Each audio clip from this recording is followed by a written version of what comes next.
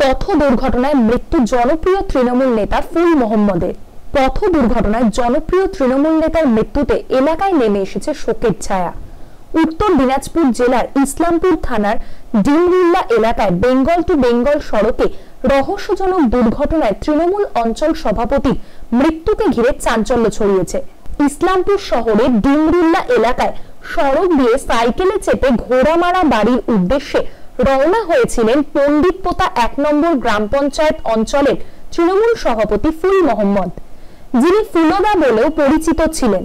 সাইকেলে চেপে বাড়ি যাওয়ার সময় সম্ভবত কোনো গাড়ি তাকে ধাক্কা মেরে পালিয়ে যায়। ঘটনাস্থলে রক্তাক্ত অবস্থায় পড়েছিলেন ফুল মোহাম্মদ।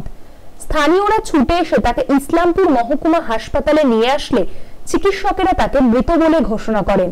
তৃণমূল অঞ্চল সভাপতি ফুল মোহাম্মদের মৃত্যুর খবর ছড়িয়ে পড়তে স্থানীয় বাসিন্দা থেকে শুরু করে দলীয় নেতৃত্বের ভিড় ইসলামপুর মহকুমা হাসপাতালে উপচে পড়ে। এলাকার সবার প্রিয় ফুলদাকে শেষবারের মতো দেখতে সবাই ইসলামপুর মহকুমা হাসপাতালে উপস্থিত হয়। হাসপাতালে ছুটে আসেন উত্তর দিনাজপুর জেলা তৃণমূল সভাপতি কানাইয়ালাল আগরওয়াল, ব্লক তৃণমূল সভাপতি জাকির হোসেন, ইসলামপুর পঞ্চায়েত সমিতির সভাপতি শ্যামল সরকার, উত্তর দিনাজপুর জেলা পরিষদের সহকারী সভাধিপতি ফারহাদ বানুর প্রতিনিধি জাভেদ আক্তার, ইসলামপুর পৌরসভার নবনির্বাচিত বোর্ড অফ অ্যাডমিনিস্ট্রেটর কৌশিক গুণ সহ অন্যান্য নেতৃত্বরা।